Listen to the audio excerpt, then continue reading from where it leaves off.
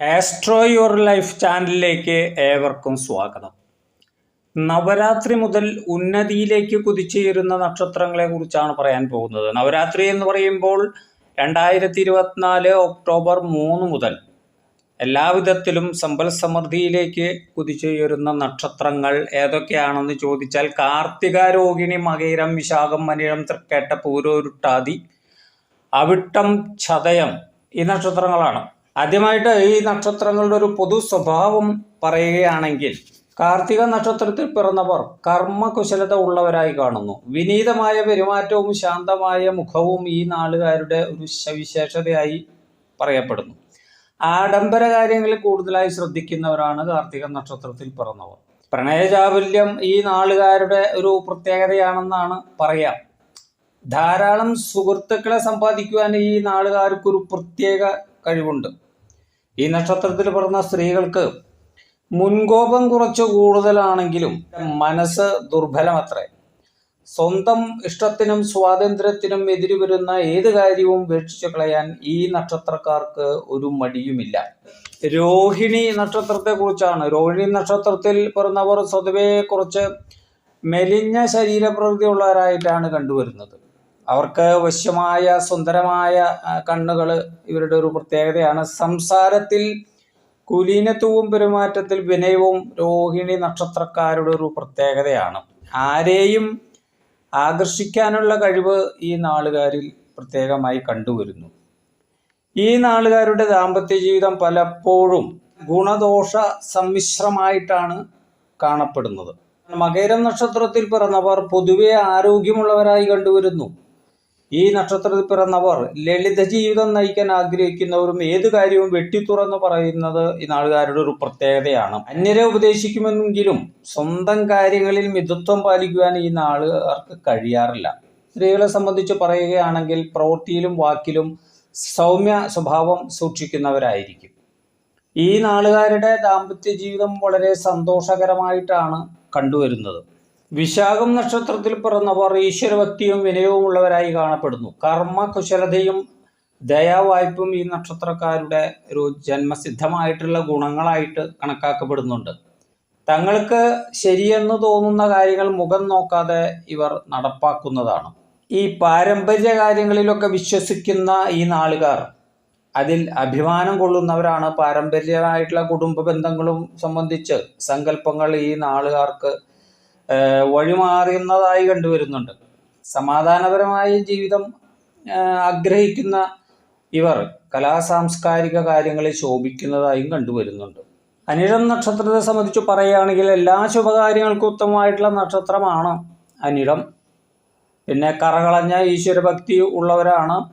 എന്നാൽ ഇവരെ സംബന്ധിച്ചുള്ളൊരു പ്രശ്നം എന്താണെന്ന് വിചാരിച്ചാൽ പലതരത്തിലുള്ള കാര്യങ്ങളിൽ ഇടപെടുകയും, കാരണം പലതരത്തിലുള്ള കാര്യങ്ങളെക്കുറിച്ചുള്ള അറിവ് ഇവർക്കുണ്ട്. അതുകൊണ്ട് തന്നെ ഒരു കാര്യത്തിൽ മാത്രം ഒതുങ്ങി നിൽക്കാതെ പല കാര്യങ്ങളിലായിട്ട് ഇവരുടെ മനസ്സ് ചഞ്ചലപ്പെട്ട് ഇരിക്കുന്നതുകൊണ്ട്, പല കാര്യങ്ങളിൽ കൈകടത്തുന്നത് കൊണ്ട് ഒന്നിൽ മാത്രം കോൺസെൻട്രേറ്റ് ചെയ്യാൻ കഴിയാത്തതിൻ്റെ ചില ബുദ്ധിമുട്ടുകൾ ഇവർക്ക് ഉണ്ടായിരിക്കും. പ്രത്യേകിച്ച് സാമ്പത്തികമായിട്ടുള്ള ബുദ്ധിമുട്ടുകൾ ഇവർക്ക് ഉണ്ടായി കാണുന്നുണ്ട്. അതുപോലെ തന്നെ വിദേശവാസം ഇവർക്ക് പറഞ്ഞിട്ടുള്ളതാണ്. അതായത് സ്വന്തം ഗ്രഹം വിട്ട് നിൽക്കേണ്ടി വരിക. കൂടാതെ ഇവരുടെ പലപ്പോഴും കണ്ടുവരുന്നത് വൈകിയുള്ള വിവാഹം ആണ്. എന്തായാലും ഇവർക്കും ഈ കാലഘട്ടം വളരെ ഗുണപ്രദമായിട്ടുള്ളതാണ്. തൃക്കേട്ട നക്ഷത്രത്തിൽ ജനിക്കുന്നവർ ഐശ്വര്യമുള്ള മുഖത്തോടു കൂടിയിട്ടുള്ളവരെന്നാണ് പറയുക. ഇവർക്ക് ക്ഷിപ്രകോപികളാണ്. പല കാര്യങ്ങളും പർവ്വതീകരിച്ച് പറയുന്ന സ്വഭാവം ഉള്ളവരാണ്. ഒരു തൊഴിൽ മാത്രം ഇവരങ്ങനെ ഉറച്ചു നിൽക്കുന്നതായി കണ്ടുവരുന്നില്ല.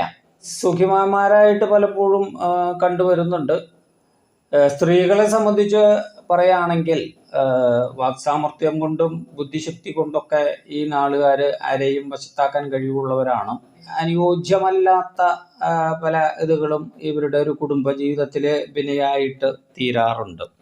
അവിട്ടം നക്ഷത്രം ജനിക്കുന്നത് വളരെ ഭാഗ്യമായി വിശ്വസിക്കുന്ന ഒരു കാര്യമായിട്ടാണ് കണക്കാക്കപ്പെടുന്നത്. ഇവർ സാധാരണയിൽ കവിഞ്ഞ ബുദ്ധിശക്തിയും ദൈവഭയം ഉള്ളവരായി കണ്ടുവരുന്നു. കാര്യക്ഷമതയും കർമ്മകുശലതയും കൂടുതലായിട്ടുള്ള ഇവർ പലപ്പോഴും കലഹങ്ങൾ ഒഴിവാക്കാൻ മിടുക്കരായിട്ട് കാണപ്പെടുന്നുണ്ട്. അല്പം പോലും അഹംഭാവം ഇല്ലാത്തവരാണെന്ന് പറയാം. കുടുംബാംഗങ്ങളുമായി ഒത്തുപോകാൻ ഇവർക്ക് ചില സന്ദർഭങ്ങളിൽ കുറച്ച് ബുദ്ധിമുട്ടുകൾ അനുഭവപ്പെടും. എന്നാലും ഈ നക്ഷത്രത്തിൽ ജനിച്ച സ്ത്രീകൾ ഈശ്വരാനുഗ്രഹം കൂടുതലുള്ള ആളുകളായിട്ട് വരുന്നുണ്ട്. ഗ്രഹഭരണത്തിലും ഇവർ ഔദ്യോഗിക ജീവിതത്തിലൊക്കെ കഴിവുള്ളവരായിരിക്കും. ചതയം നക്ഷത്രക്കാരെ സംബന്ധിച്ച് ഏറ്റെടുക്കുന്ന ജോലി ചിട്ടയായും കൃത്യനിഷ്ഠയോടുകൂടി ചെയ്യുന്നവരായിരിക്കും. ഒരു സ്വതന്ത്ര ചിന്താഗതിയും അധ്വാനശീലവും ഉള്ളവരാണ് ഈ നക്ഷത്രത്തിൽ പിറന്നവർ. മാതാപിതാക്കളിൽ നിന്നും കൂടുതൽ സഹായം ഈ നക്ഷത്രത്തിൽ പിറന്നവർക്ക് അങ്ങനെ ലഭിച്ച് കാണാറില്ല. ലോക പരിജ്ഞാനം കൂടുതലുള്ള ആളുകാരാണ് ചതയം നക്ഷത്രക്കാർ. ഇവർക്ക് രഹസ്യങ്ങൾ സൂക്ഷിക്കാൻ അസാമാന്യമായ കഴിവുണ്ടെന്നാണ് പറയുക.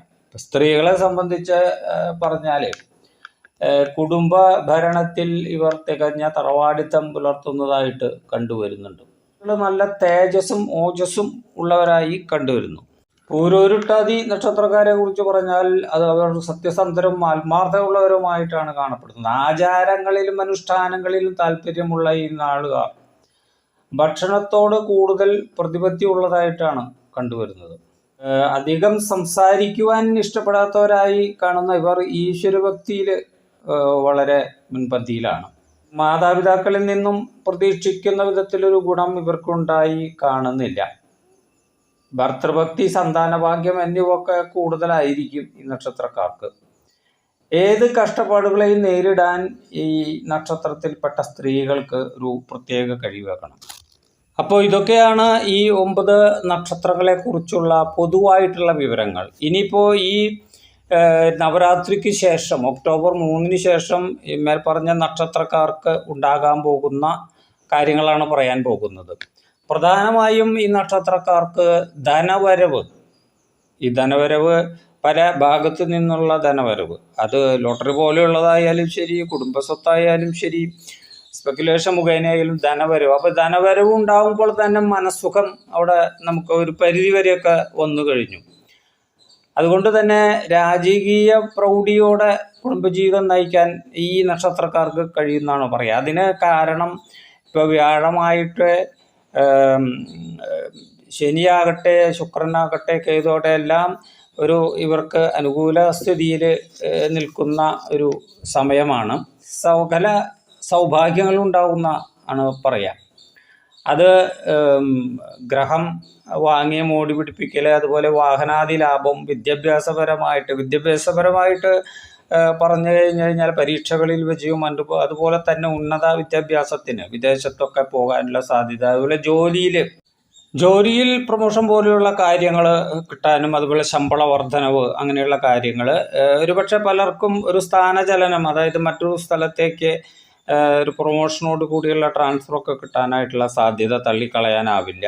എന്നാലും മൊത്തത്തിൽ എല്ലാം നല്ല രീതിയിൽ പോകുന്നൊരു സമയമാണ്. അതുപോലെ തന്നെ ബന്ധുജനങ്ങളുമായിട്ട് നല്ല രീതിയിൽ ഒരു സംസർഗം ഉണ്ടാവുകയും വിവാഹാദി മംഗളകർമ്മങ്ങൾ ഉണ്ടാവുകയും, അതുപോലെ തന്നെ പ്രതീക്ഷയിൽ കവിഞ്ഞ സഹായങ്ങൾ മറ്റു ഭാഗത്തു നിന്ന് നമ്മൾ എവിടെ നിന്നൊക്കെ പ്രതീക്ഷിക്കുന്നു, അത് ഗവൺമെൻറ് തലത്തിലായാലും ശരി, കുടുംബപരമായിട്ടായാലും ശരി, മക്കളെ കൊണ്ട് വളരെ ഗുണപ്രദമായിട്ടാണ്. ഇപ്പോൾ അകലെയൊക്കെ ജോലിയുള്ള മക്കൾ നമുക്ക് അപ്രതീക്ഷിതമായിട്ട് അവരിൽ നിന്ന് ധനവരവും കാര്യങ്ങളും, അങ്ങനെ മൊത്തത്തിൽ മേൽപ്പറഞ്ഞ 9 നക്ഷത്രക്കാർക്കും 2024 ഒക്ടോബർ 3 മുതൽ വളരെ ഈ നവരാത്രി ആരംഭിക്കുന്നതോടുകൂടിയിട്ട് വളരെയധികം ഉന്നതിയിലേക്ക് പോകുന്ന ഒരു സമയം സംജാതമായി കൊണ്ടിരിക്കുകയാണ്. പിന്നെ എനിക്ക് പറയാനുള്ളത്, ഇതൊക്കെ ഒരു പൊതുവായിട്ടുള്ള കാര്യങ്ങളായതുകൊണ്ട് ഓരോരുത്തരും അവരവരുടെ ദശാകാലവും ആ ദശാകാലത്തിലുള്ള അപഹാരകാലവും അറിഞ്ഞ് പ്രവർത്തിക്കേണ്ടത് ഉണ്ട്. അതുകൊണ്ട് അങ്ങനെ അറിയണമെന്ന് ആഗ്രഹിക്കുന്ന ആളുകൾ ഇംഗ്ലീഷ് ഡേറ്റ് ഓഫ് ബർത്തും ടൈമും അയച്ചു തരണം. പിന്നെ പലപ്പോഴും പലരും പറയുന്നുണ്ട്, ഇങ്ങനെ നല്ല കാലമൊക്കെ ഉണ്ടെന്ന് പറയുന്നുണ്ട്, പക്ഷെ ഞങ്ങൾക്കൊന്നും അത് കാണാനില്ല. ഒരു കാര്യം എപ്പോഴും മനസ്സിലാക്കുക, നമ്മുടെ ഈ 50% മാത്രമേ നക്ഷത്രത്തെക്കുറിച്ച് നമുക്ക് കുറ്റം പറയാൻ പറ്റുള്ളൂ. പലപ്പോഴും വൃശ്ചികക്കൂറ് നക്ഷത്രക്കാർക്ക് പ്രത്യേകിച്ച് അനിഴം നക്ഷത്രക്കാരെ കുറിച്ച് പലരും പറയും ഇന്ന് വരെ ഒരു ഗതിയും ഉണ്ടായിട്ടില്ലെന്ന്.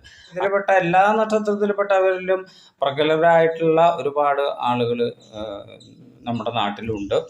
അപ്പോൾ അതുകൊണ്ട് അവർക്കൊക്കെ ഉന്നതിയും കാര്യങ്ങളും ഉണ്ട്. അപ്പോൾ നമുക്ക് എന്തുകൊണ്ടില്ല എന്ന് ചോദിച്ചു കഴിഞ്ഞാൽ അത് നക്ഷത്രത്തെ മാത്രം കുറ്റം പറഞ്ഞിട്ട് കാര്യമില്ല. 50% നക്ഷത്രത്തിൻ്റെ കൈവശവും 50% നമ്മുടെ തന്നെ പോരായ്മകളോ പിടിപ്പുകേടുകളോ ഒക്കെ ആയിട്ട് കണക്കാക്കണം. അപ്പം നമ്മുടെ ഭാഗത്ത് നിന്ന് കഠിനമായിട്ടുള്ളൊരു ശ്രമം ഉണ്ടായിരിക്കണം ഏത് കാര്യത്തിലും. അത് ജോലി ആയാലും ബിസിനസ് ആയാലും. ഈ നോ പെയിൻ നോ ഗെയിൻ എന്നാണ് പറയുക. ബുദ്ധിമുട്ടാതെ ഒരു കാര്യവും നടക്കില്ല. അപ്പം നമ്മൾ ഏത് വിഷയത്തിലാണോ നമ്മൾ കോൺസെൻട്രേറ്റ് ചെയ്യുന്നത്, നമ്മൾ ഏത് വിഷയമാണോ ചെയ്തുകൊണ്ടിരിക്കുന്നത്, അത് ജോലി ആയാലും ബിസിനസ് ആയാലും, അതിൽ 100% നീതി പുലർത്താനായിട്ട് നമുക്ക് നോക്കുക. അപ്പോൾ അതിനൊരു റിസൾട്ട് ഉണ്ടായിരിക്കും. ആ റിസൾട്ട് എന്ന് പറയുന്നത് നമ്മുടെ കാലഗുണം അനുസരിച്ചിരിക്കും. ആ കാലഗുണം നമുക്ക് അനുകൂലമാണോ എന്ന് നോക്കുന്നതാണ് ഈ ദശാകാലവും അതിൽ വരുന്ന അപഹാരകാലവും. അതിനു വേണ്ടിയിട്ടാണ് നിങ്ങളോട് ഡേറ്റ് ഓഫ് ബർത്തും ടൈമും അയക്കാൻ പറയുന്നത്.